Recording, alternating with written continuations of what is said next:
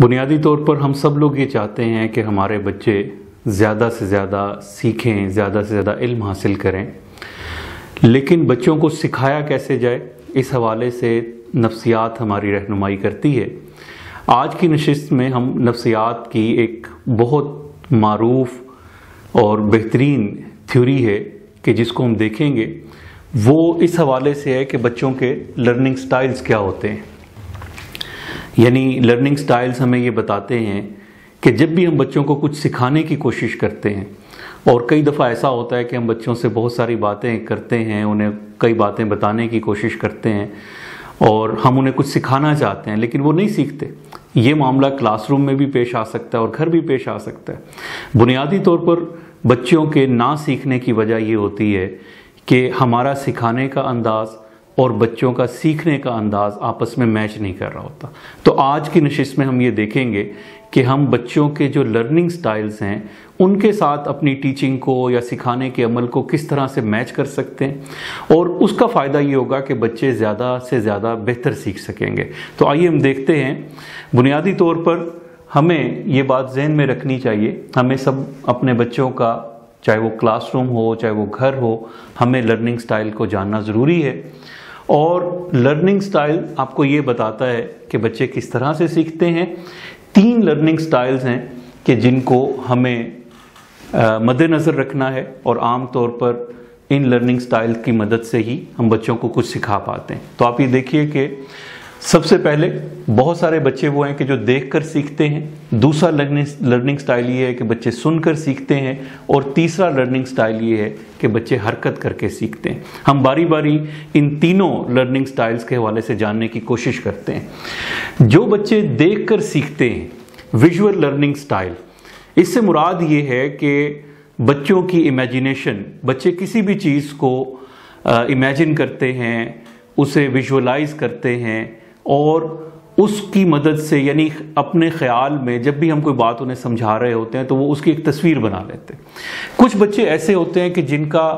एक natural learning style यही है, यानी वो बच्चे कि जो इस स्टाइल को प्रेफर करते हैं, उन्हें उनकी जो तसव्वुराती कुव्वत होती है वो बहुत ज़्यादा होती है। आपको एक स्टोरी उन्हें सुनाएं तो वो अपने जहन में, अपनी इमेजिनेशन में उस पूरी स्टोरी को पिक्चराइज कर रहे होते हैं। इसी तरह से कोई ड्राइंग आप उनके सामने बनाएं तो वो उस ड्राइंग की बड़ी डिटेल्स जो है ना वो सारी समझ सकते हैं। और इसके साथ साथ ये भी होता है कि अगर हम आम सोशल लाइफ में देखें तो ऐसे बच्चे या ऐसे लोग कि जिनका विजुअल लर्निंग स्टाइल जो है वो प्रेफर्ड स्टाइल होता है, तो वो लोगों के चेहरे याद रखते हैं, तस्वीरों को याद रखते हैं, उनके जो इमेजेस को जो फॉलो करने की स्किल है वो बहुत ज़बरदस्त होती है। अब जो बच्चे इस लर्निंग स्टाइल को प्रेफर करते हैं, उन्हें सिखाने के लिए हमें क्या करना चाहिए कि हमें इन बच्चों को सिखाने के लिए सिर्फ जो इबारत या टेक्स्ट है किताब में जो मौजूद है उससे मदद लेने की बजाय इनके सामने हमें अशकाल या ड्राइंग्स बनानी चाहिए, इन्हें ग्राफिकली चीज़ें देनी चाहिए, विजुअली इनकी जो थिंकिंग है उसको ब्रॉड करना चाहिए। इसी तरह से इन्हें कहानी सुनानी चाहिए और कहानी के मुख्तलिफ किरदारों की तफसीलात इनके सामने बयान करनी चाहिए। मिसाल के तौर पर शेर कैसा है, भालू कैसा है, या इसी तरह दीगर जो जानवर हैं वो किस तरह से उस कहानी के अंदर रिएक्ट करते हैं। तो बच्चा क्या करेगा कि बच्चा अपनी इमेजिनेशन में उस कहानी को वो लेकर आएगा और उस तसव्वुर की मदद से उसकी लर्निंग ज़्यादा होगी। इन बच्चों को अल्फाज के मानी बताने के लिए भी हमें कोशिश ये करनी चाहिए कि तस्वीर का सहारा लें।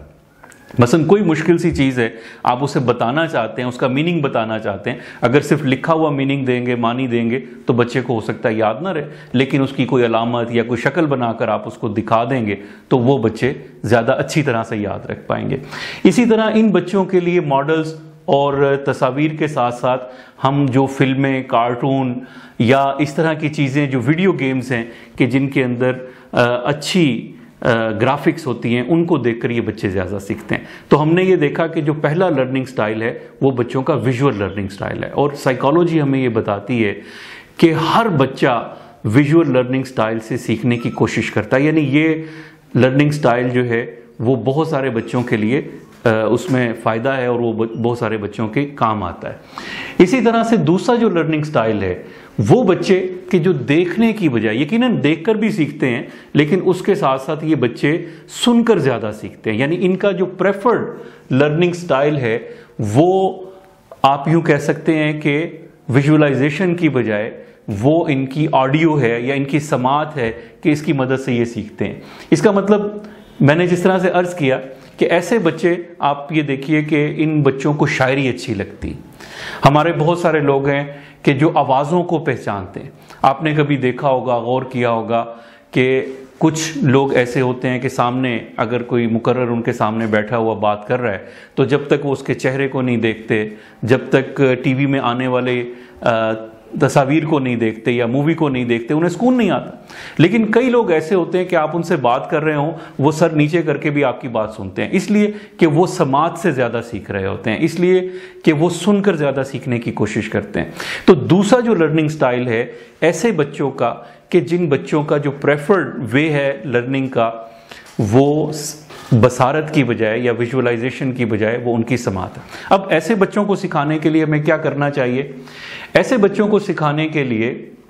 ہمیں آڈیو کی صورت میں ان کو جو لرننگ میٹیریل ہے وہ دینا چاہیے۔ مثلا یہ بچے ہو سکتا ہے کہ کتاب کے اندر لکھا ہوا ٹیکسٹ زیادہ اچھے انداز سے اس کو گرپ نہ کر سکیں، لیکن اگر ہم بول کر کہانی کو ان کے ذہن نشین کروانے کی کوشش کریں گے تو یہ زیادہ اچھا سیکھیں گے۔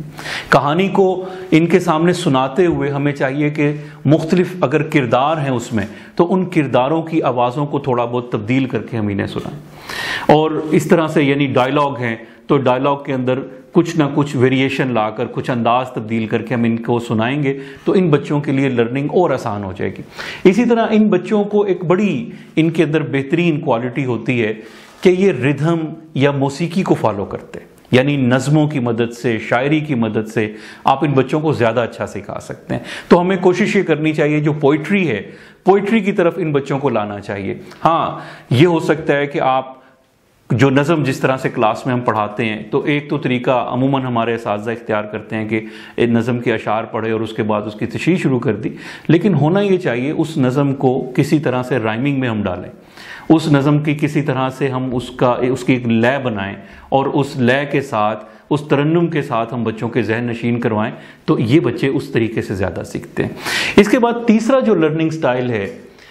کہ ہم نے دیکھا کہ پہلے وہ بچے کہ جو دیکھ کر زیادہ سیکھتے ہیں، دوسرے نمبر پر وہ بچے جو سن کر زیادہ سیکھتے ہیں، اور تیسرے نمبر پر ہم یہ دیکھتے ہیں کہ وہ بچے